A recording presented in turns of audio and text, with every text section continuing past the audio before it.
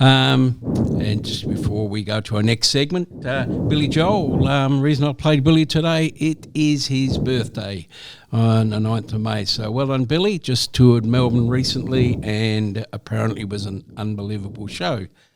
So talking of next segments, we've had a bit of a change in the time, but we have now Allison here from Money Mentors. Welcome, Allison. Hello, how's it going? It's going very well. Got a great response from your last segment on here as well. Brilliant, good to know. So we went through a lot of things, mortgage rates, credit cards, etc. Is there any more about that sort of subject that you'd like to broach today?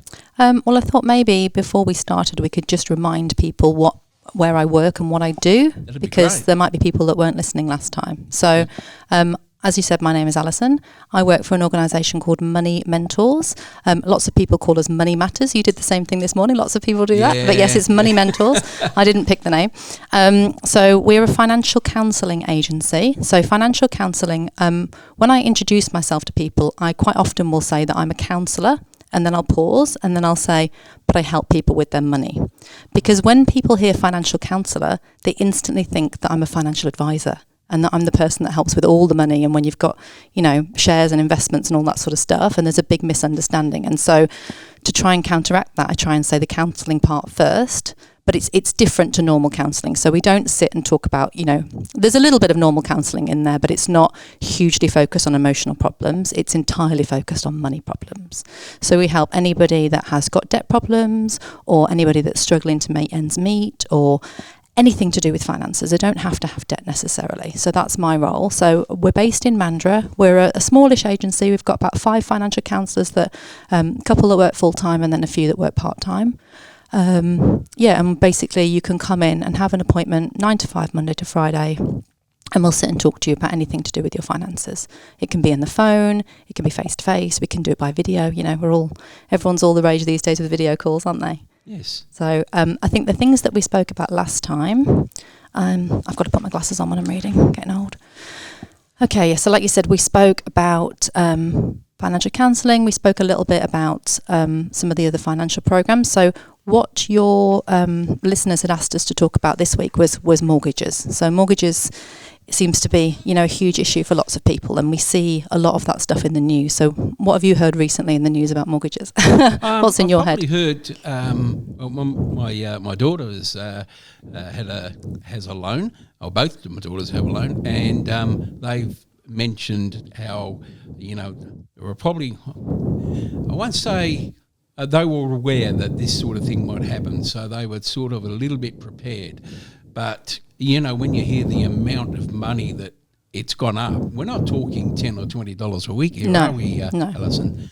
We're talking $100+ a week. So, I only watched on news last week the Reserve Bank chairman and put the rates up, and I think most of the financial market was a bit taken aback, were they? Yeah, well, they paused it last month for the first time in 10 months or something, and so I think people were expecting a pause this month. So I think there was a bit of a surprise.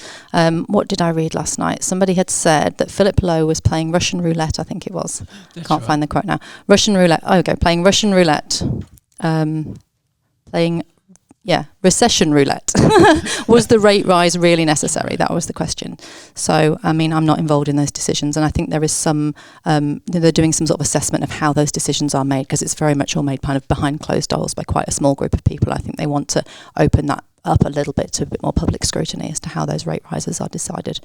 So, yeah, some of the research I was doing last night, that these days the mortgage data affordability is at its worst level since the 1990s recession. So now, this is taking the whole of Australia into account. So we obviously live in Western Australia. Every state has got its own kind of different types of housing market. So this might not necessarily apply to Western Australia, because from what I've heard, our house prices are considerably cheaper than over east. The stuff you see in Sydney is just crazy. But they're saying 45% of income to afford a medium house cost in Australia, which is worse than the GFC, because then it was 42%. So that was still pretty bad. 1 million people are facing an interest jump this year. So there's lots of people that have been on these fixed rates And you said your daughters had a little bit of an idea that this was coming, and I think I had a little bit of an idea. I don't think anybody really realised what was going to happen. So yeah, it's affecting people quite substantially. How, when people come to you, let's just say, pick a figure, they have a $500,000 loan, which is not unreasonable in today's market. Yeah. It's a heck of a lot of money, of course.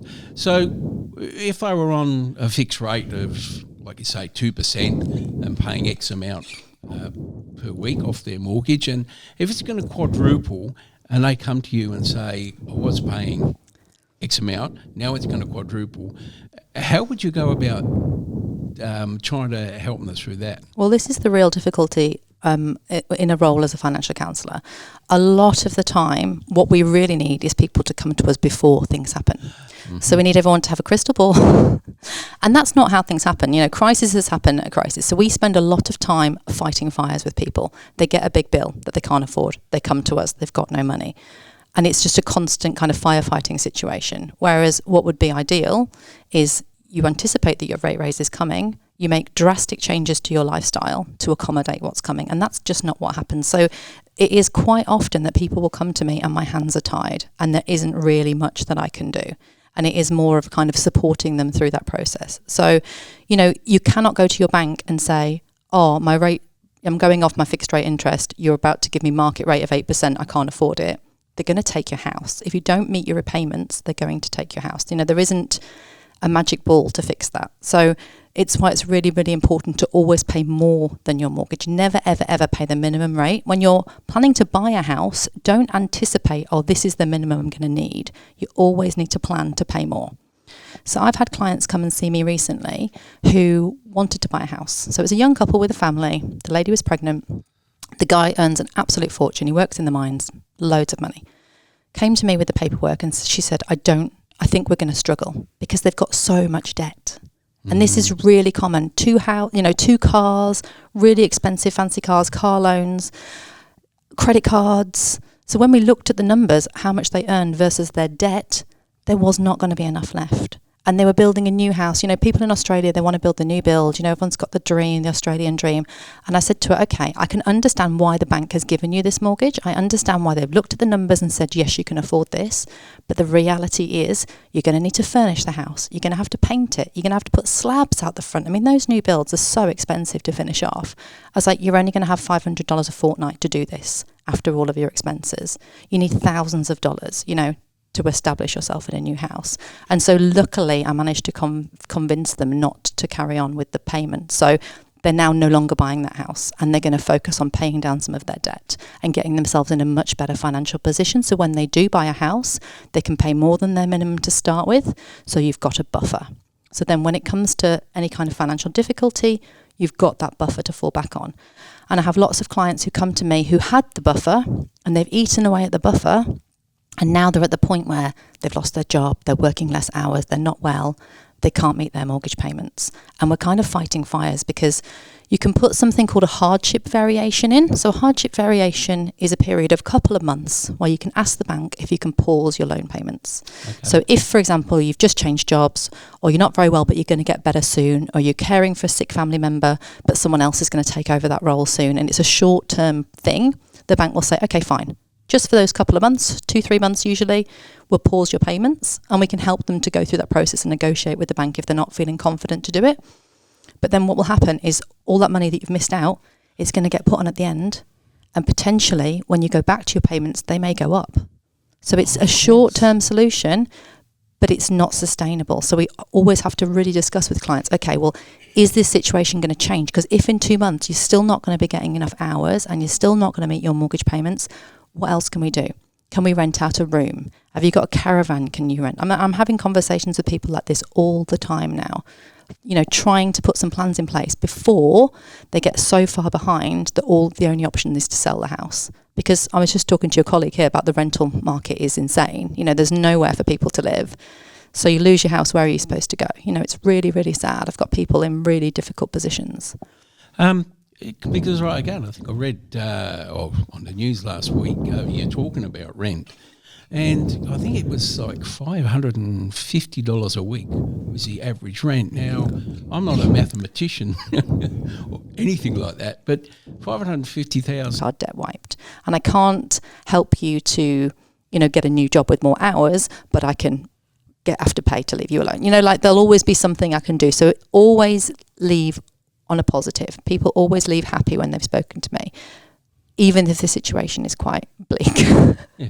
No, I think it's tremendous what you do. And I have read in the papers again, just occasionally, that there are organisations which do help people, which are, like you say, financial counsellors. But I was reading some of the stuff that was in the previous meeting you had with Peter, and I was amazed at the amount of stuff that you can do. Yeah.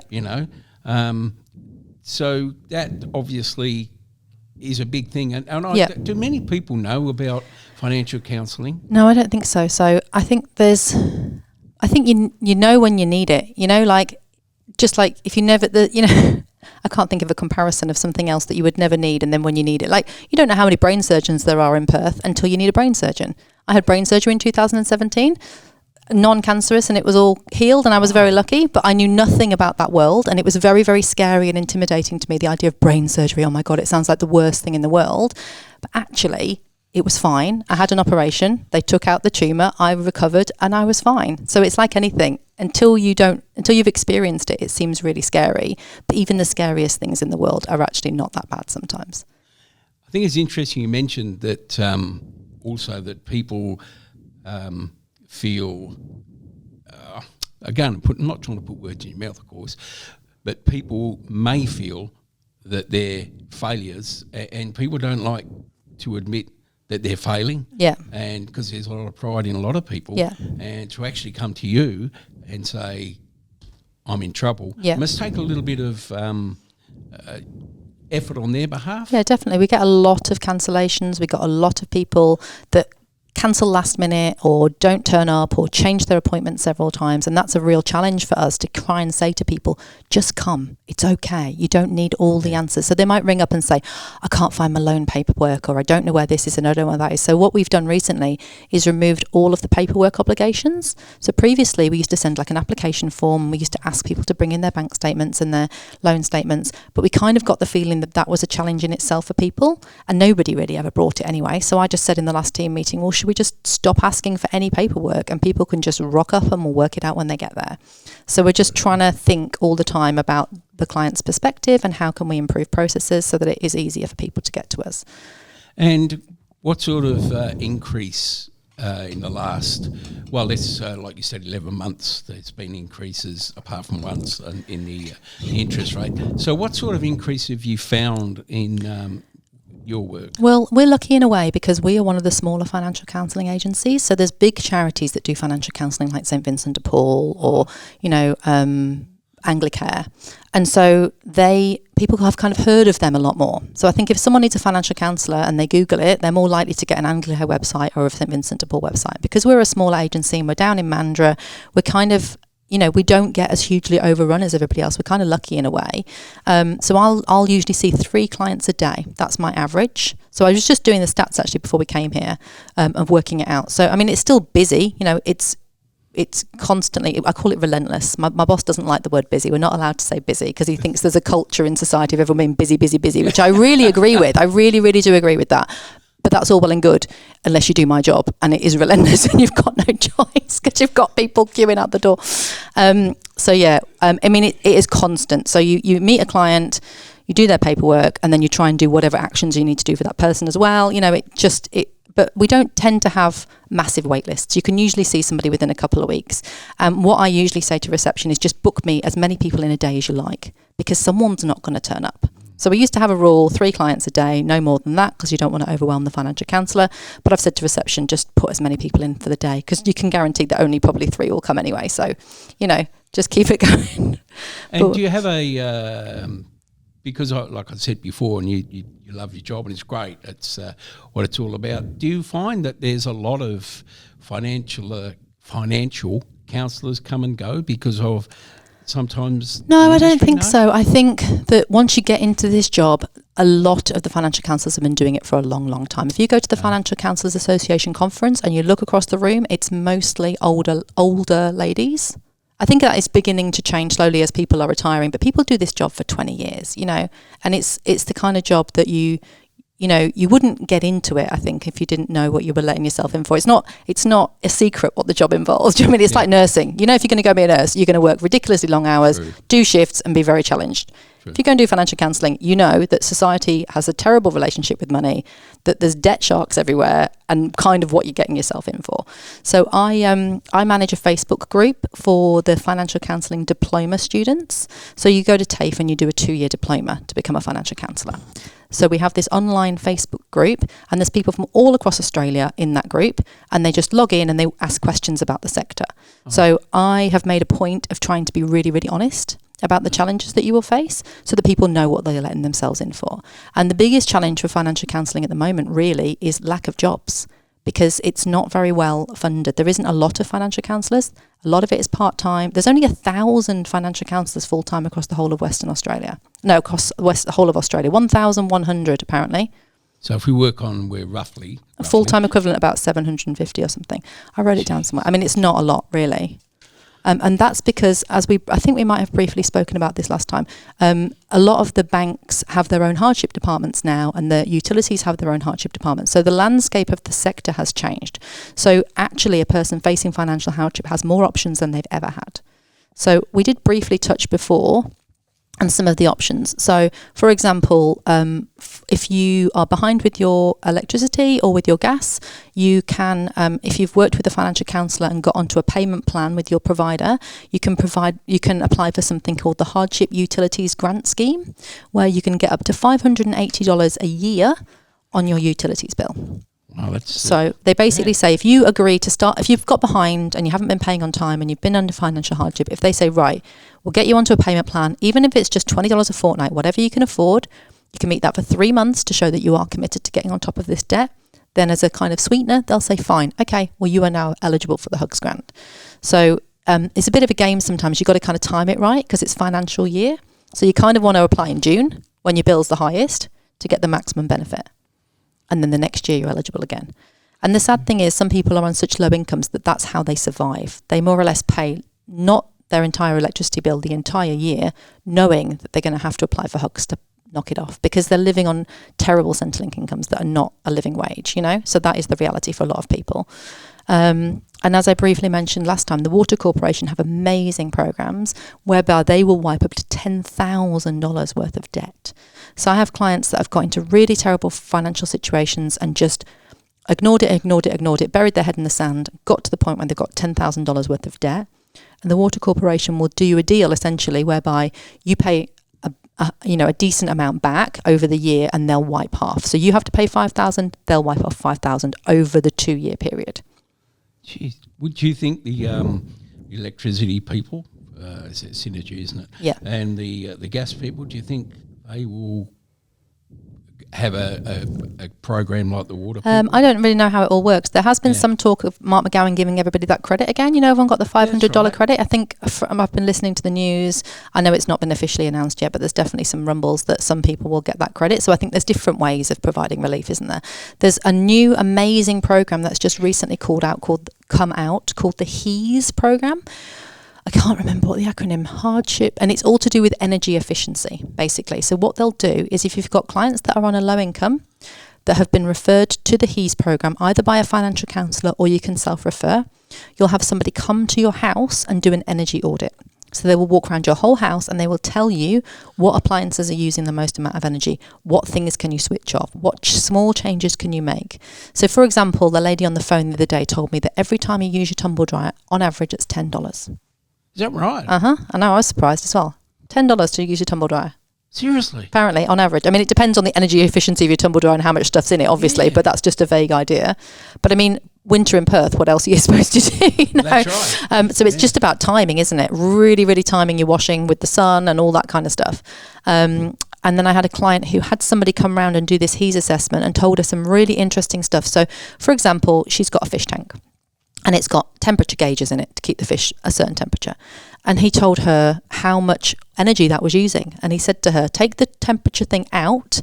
in the middle of the year. Leave it in summer so it doesn't get too hot. Leave it in winter so it doesn't get too cold. The rest of the year, Perth's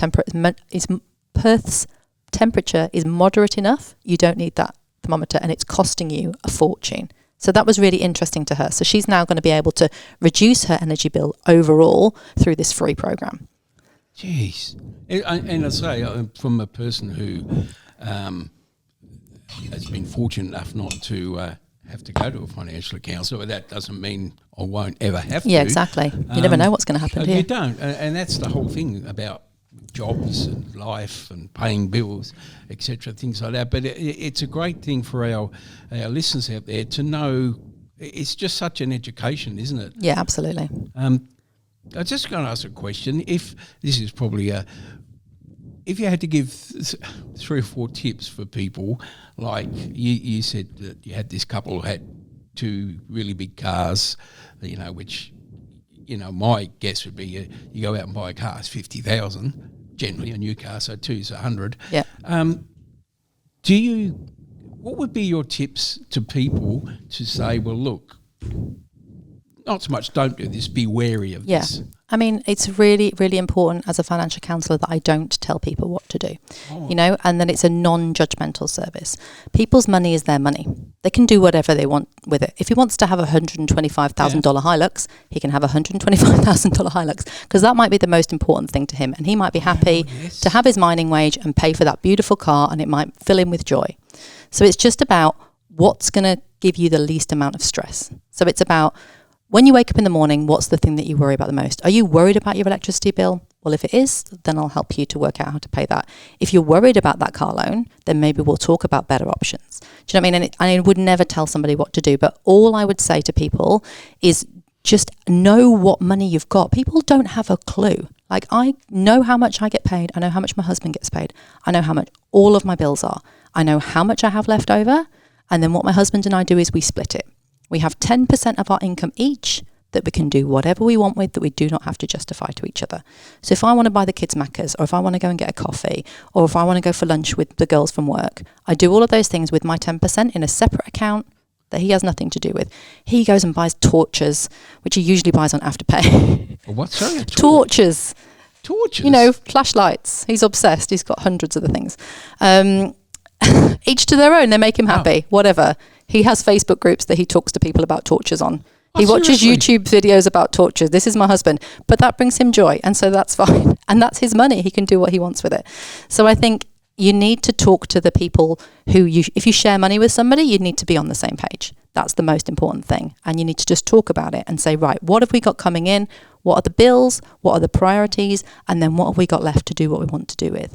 And then, so have you heard of Scott Pape, the Barefoot Investor? Yes, he's got 2 or 3 books. Yes. Yeah, so my daughters swear by him. He is amazing. So he is the guy that completely changed my attitude towards money. So pre-Scott Pape, I'm discovering him.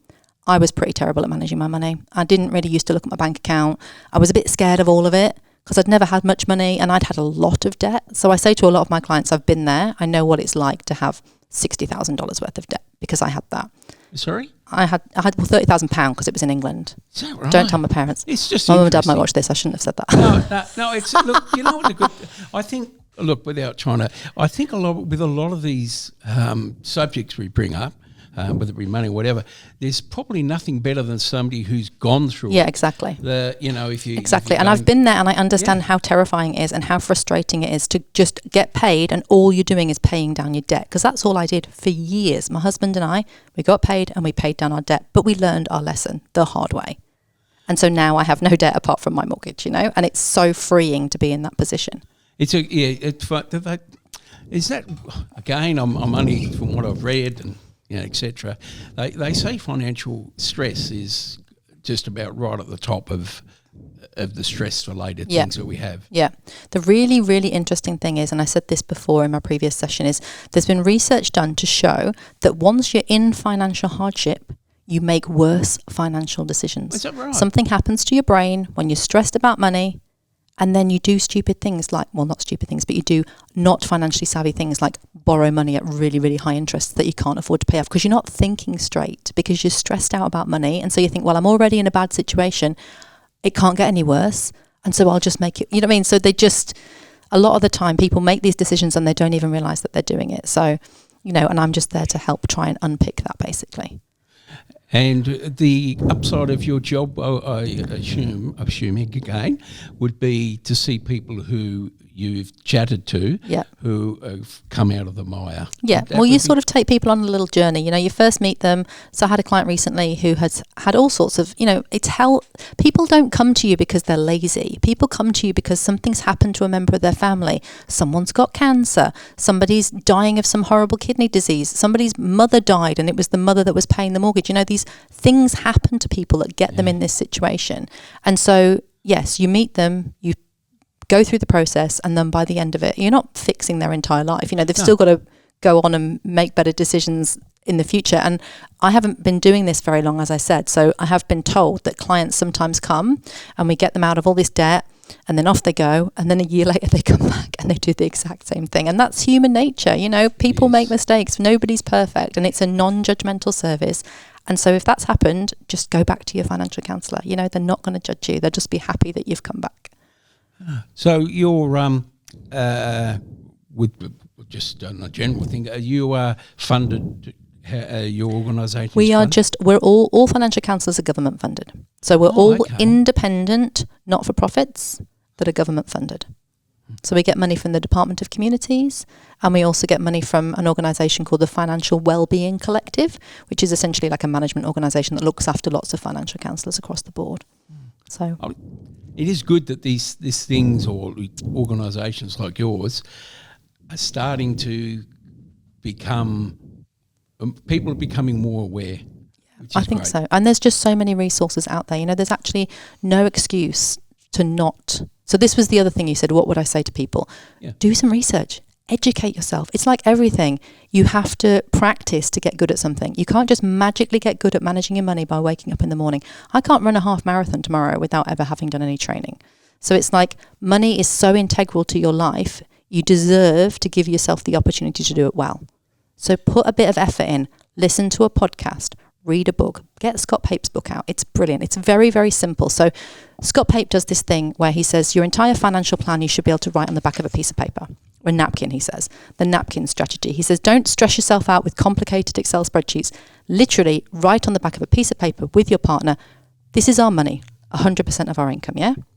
About 60% of that, you should be spending on your bills. So work out what are your bills, and are they 60%? If they're not 60%, if they're more, have a look why. Can you negotiate, change energy providers, get a better rate on your car loan, whatever it is, do the work, and he explains step by step how to do that. Your income should be about 60%. Everybody's different. You might have a child in childcare. Childcare is really expensive. So sometimes I remember when my kids were in daycare, I couldn't quite get to 60. Mortgage rates are going up. Again, people might struggle to get to 60. So it's not a hard and fast rule. And then you take 10% to spend on whatever you want. And then you look at what's left over. What are you going to do with that? Are you going to save? Because you probably really want savings and you really want a buffer and you want something away. So if the car breaks down or the washing machine blows up, you've got money there. So I mentioned in the last session as well, something like 1 in 10 Australians could not put their hands on $500, which is crazy, you know, in an emergency. And that's where the payday lenders and the short-term loans come in because, you know, get money quick. If you haven't got any money or you've got no family members to borrow it off, that's when you get yourself into difficulty. So you need savings. You need, you know, ideally, they say 3 months of income in savings. So if something happens, you've got that buffer. But whether that's the reality for most people, and it's definitely not a reality for the vast majority of my clients who are living on incredibly low incomes, but just anything that they can put away, just so you've got that little bit of buffer, is really, really important. You mentioned education, which I think is very, very, very important in this sort of thing. It's like so many things I think it's a bit of an opinion. So many things in society, there's the problem. Yeah. And like maybe money is the problem. But if we can educate people before that, then they stand a better chance, I would think. Yeah. So is there enough education? I don't know whether we're going off topic here, by the way, Alison. Is there enough education in the schools of, you know, when, you know, the kids may get, their mum and dad give them a bank card or whatever you call it, MasterCard. And, you know, they just, is there the realisation that there's not enough taught in schools, in your opinion? I think there's several layers to it. So my friend who I mentioned last time, who wrote a book called Money School, she has a business in Perth that helps people manage their money. She did a bit of an analysis of the curriculum in Australia and found all the points where money is actually covered, and it is actually now integrated into quite a lot of the curriculum. However, since that's been done, there has still been no increase in people's financial literacy. So it's obviously not working. And I think this kind of stuff begins at home. You know, you learn this kind of stuff from your parents. Obviously my children, I have this stuff like embedded into their brains to the point whereby we'll go to IGA and get ice creams, and they're only allowed to buy ice creams if they're on special. I have had my 8-year-old, well, maybe she was 7 at the time, on the floor kicking and screaming because she wanted a certain brand of ice cream. And I'm like, no, mate, I'm not paying $3 more for you to have. It's ice cream. Like, be thankful that you're even getting one, you ungrateful child.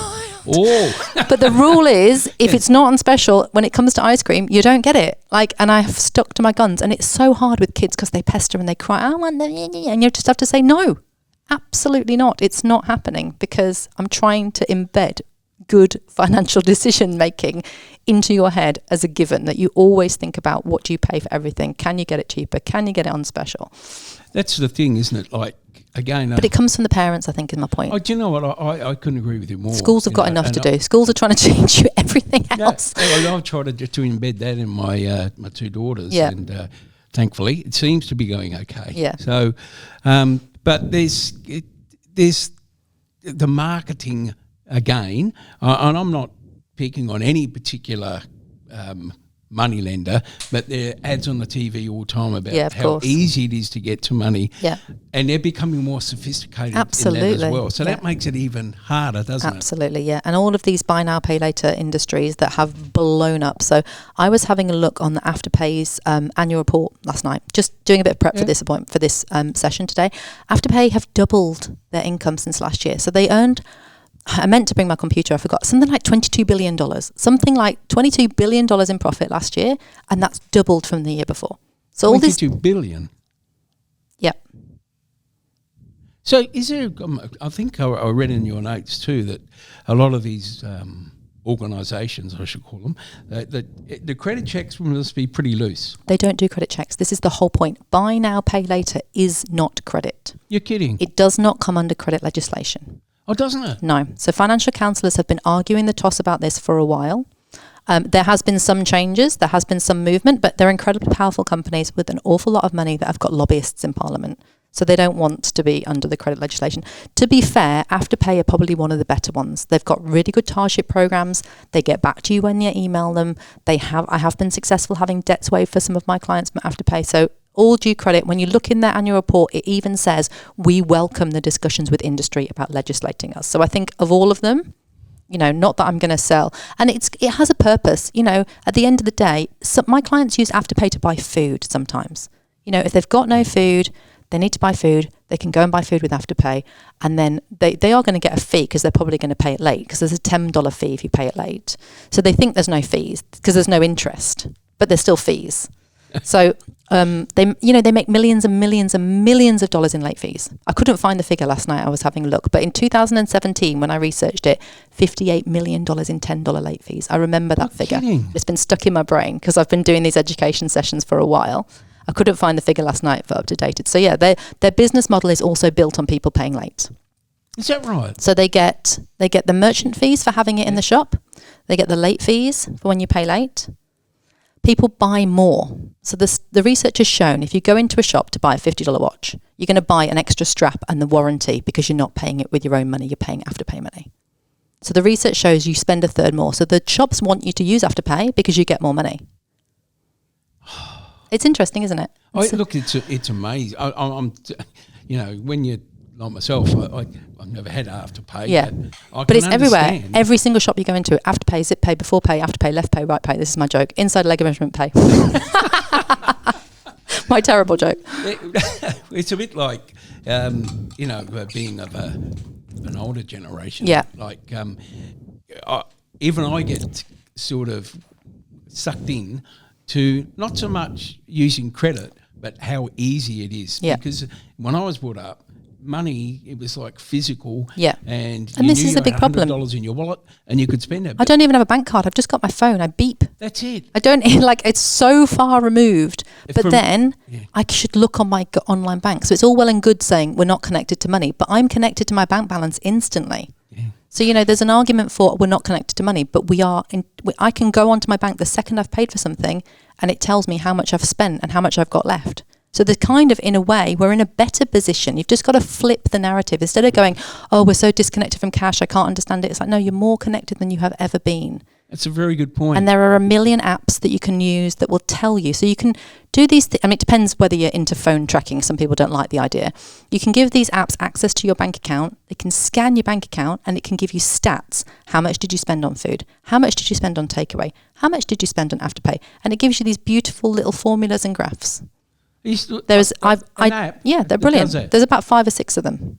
So I don't personally use them because I don't manage my money in that way. But if you wanted to use it in that way, you just Google it, like money management apps. There's millions of them out there, all the rage. So in a way, we've got more resources. All you have to do is engage and just don't remove yourself from the situation. Because people go, oh, I'm not good with numbers. I'm not good with money. And so it's becoming a self-fulfilling prophecy. If you tell yourself you're not good at something, you're not going to be any good at it. If you tell yourself, I'm going to improve, then you're going to improve. You're a motivator as well as I think you sort of got to do that half marathon now, aren't you? I did a marathon. I did the London Marathon many years ago, and I did terrible. I was overtaken by a man dressed as a giant baked bean. His name wasn't Heinz, was it? Apparently had a museum of baked beans in London that you could go and look at, but I'd never seen it. So, well, that's as I say, it's as an interviewee. No, I'm an interviewer. As an interviewer, I've only done 2 or 3 interviews, and it's really, I'm not just saying this, it's really interesting because, like today, I've just picked up so many things and so much information that you can apply it in my daily life. Things I didn't know, now I know. That's why I love this job. I went and had my hair done the other day. I went to the TAFE because you can have your hair done and it's way cheaper because they're students. It's like half the price of the hairdressers. Come to me with all your money saving tips. And these young girls doing my hair, and by the time I finished, I had them both. They were going to go on the Money School website. They were going to buy Scott Pape's book. They were going to start investing. Like they were going to put some money into savings, because everybody wants to talk about money. It's interesting. Yes. Once you get going, it's interesting to everybody, and I love to talk to people. So yeah, I'll waffle on about it all day. Oh no, that's it. Look, it's brilliant, as I say, and it's like everything. We, as you know, we're a voluntary organisation, and we reach out to a lot of people as well. And my theory is, probably like yourself, if you've broadcast or you've talked today, if you've changed or helped 3 people out of 100, that's 3 people that you haven't helped before, you haven't reached out to before. So it's great, I just think anybody listening, just don't be scared of it. I don't even like numbers, ironically. I'm actually really terrible at maths. I was having to get my husband to help me work out the percentages on the reports I was doing before I came here. I was like, how do I? He goes, just Google it. I was like, no, there's a way to work out the percentage. If we had 75 appointments and there was X amount that showed up and X amount didn't, how do I do the percentage? He went, I don't know, just Google it. And I went, what? And so he had to show me, typed it in, and then it gave me the answer. And I was like, oh, I was trying to do E equals divided by times 100. I was just complicating it. Just anything. You can just Google anything these days. The answers are all out there. How can I manage my money? We said last time, ask ChatGPT. Have you tried this yet? What, sorry? Have you tried ChatGPT yet? No. You know what ChatGPT is? No, I don't. Really? Truly. You not heard this on the news? No, I haven't. This is going to change your life. Uh-oh. It's the AI software. Oh, yes. You have heard of it, see. So people just don't know what it's called. So ChatGPT is the AI software, and it basically scans the entire internet. So whereas before you go to Google and you say, how do I manage my money? And it gives you a succession of different websites that discuss that. You ask ChatGPT, how do I manage my money? It scans the entire internet, well, the robots do, and then gives you a comprehensive answer of how to do it. It's amazing. So what's it called again? ChatGPT. As G... The letters. G... PC. P-T. T, is it? Sorry. Tango. Oh, okay. Papa and Tango. Oh, see, that's another thing I've learned today. So I do it with everything. So if I write a letter for a client, I'll write the letter to the client, and then I'll put it into ChatGPT and I'll say, check my spelling. and it will just make sure that it's perfect English because my spelling's terrible. There you go. Is there anything else you'd like us to cover? What did I do on my homework? Let's have a look. So we just spoke about... we were just going to briefly mention our website, moneymentors.org.au. You can also look on the National Debt Helpline website. So the National Debt Helpline is the national phone number that anybody can call in the whole of Australia, and you'll go through to a financial counsellor who'll do a brief assessment on the phone, check that what you need is a financial counsellor, and then book you in for an appointment over the phone. The National Debt Helpline. So there's a website and there's a phone number. I think it's one... Let's have a look. What's the National Debt Helpline's phone number? Probably the amount of time it takes me to look it up. Other people could just look it up themselves. NDH phone number. Okay. 1-800-007-007 is the National Debt Helpline number. Give them a call, book in to see a financial counsellor. You can have a phone appointment, you can have a video appointment, you can have a face-to-face appointment. We do like to see people face-to-face the first time usually, just to kind of build that relationship. Yeah. But some people, they don't like that, and they feel really nervous and they just rather talk to someone on the phone, and that's fine. Just whatever you want to make it work for you. I think that's probably... How long have I been talking now? I lose track of time. Alison, we've been talking for a long time. Just come and see us. Yeah. We're very friendly and we're always happy to talk to you. Look, I think it's, and I think it's sometimes hard putting into words without trying to sound arrogant. But for people like myself who never had to use a financial counselling, I've learned that much today, that there's people out there who would need it. At this stage of my life, I don't need it, but it's just there must be a lot of people out there who do need it, and I just think it's great, the information that you've shared and, the tips that you give and things like that, and, the fact that it's a free service. Always, absolutely free. And you can't, honestly, you cannot get better, and I would just say to anybody out there, this is the first time I met Alison, and if she's typical of these sort of financial counsellors, honestly, you can't go wrong. It's not, I would assume, non-threatening, very, very helpful, and really the only thing that you're going to get out of it is help, and I think that's great. Yeah. So thanks for coming in, Alison. Thank you very much for having me. I really enjoyed it. Would there be a chance that we could have you in again? Oh, yeah, I'll definitely be coming in every couple of months. I live in Rockingham. I live just across the road. So. That'll be great. Yes. So I don't know if you obviously get in touch with the I've been speaking to Trez. We'd love to have you back again, and I would too if you. Thank you. I might sort of be a bit hoggish and see if you can come in on my show, because it's been great. It really has, and I do appreciate it. Thank you. So thanks very much, Thank Alison. you very much. Cheers, Alan.